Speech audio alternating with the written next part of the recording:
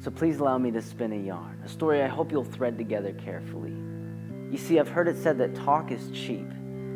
Well, let me ask you, when you say love or when you say hate, do you really mean it? Are your feelings that great?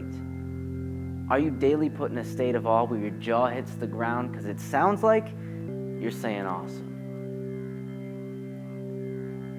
Do you say things you don't really mean? I mean, let me put it into perspective. In the beginning was the Word, and the Word was with God, and the Word was God. And God said, "Let there be light." And light came screaming from his mouth and filled the sky. He separated the waters from dry ground with one sentence. At the sound of his voice awoke vegetation to rise. He spoke, and each star was born, and he sent it to fill the night sky. Every word, so powerful, so purposeful, carefully choreographed. Then, life. Fish in the sea, birds with wings to fly. The land produced living things. The earth was full of life.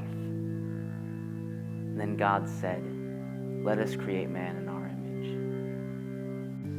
So into the dirt he reached and grabbed a handful of dust and sand.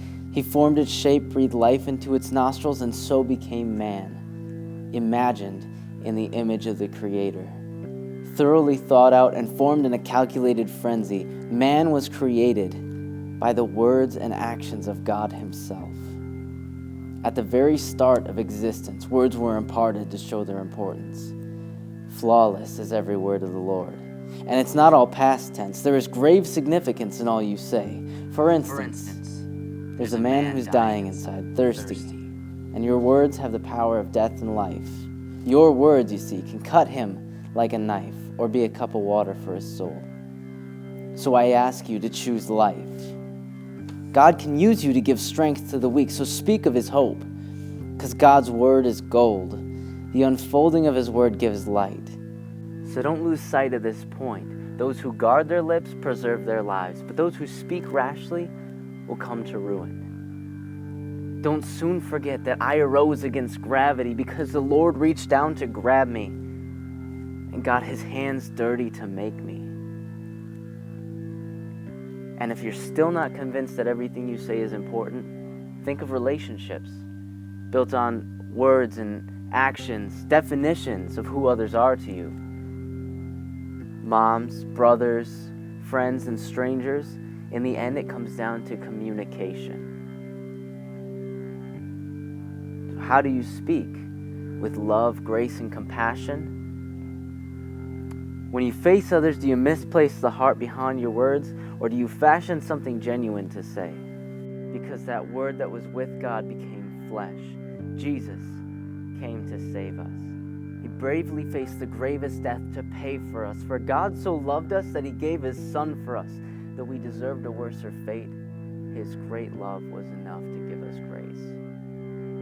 Love, true, genuine, messy love, spilled his blood so that we too could love one another as brothers and sisters, selfless, like his forgiveness that covers all sin and gives life. Only God could win in a struggle so big. So what does all that mean for you? It means that God revealed his truth so that you could know what true life can be. Truth. God's word is like a sword that cuts through the lies used to deceive us. Is not my word like fire, declares the Lord, and like a hammer that breaks a rock to pieces? Do you believe this? The Lord dwells in the splendor of holiness.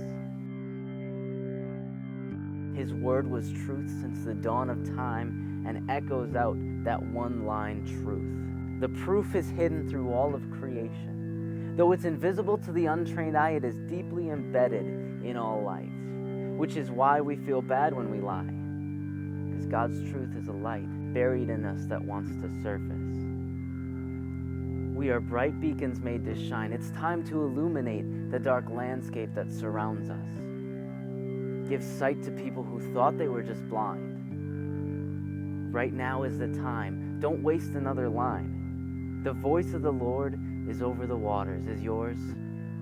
Casting wide nets as fishers of men, capturing their hearts, because God created them in truth. The voice of the Lord shakes the wilderness. Do you speak like this?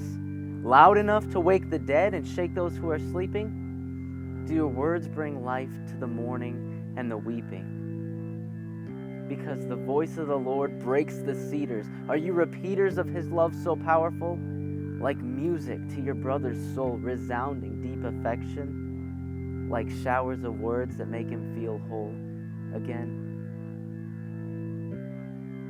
So, as the voice of the Lord flashes forth flames of fire, let your words burn desire in the hearts of all who hear you. That love, life, and truth are all near to the one who created them, and that salvation came to give them life again.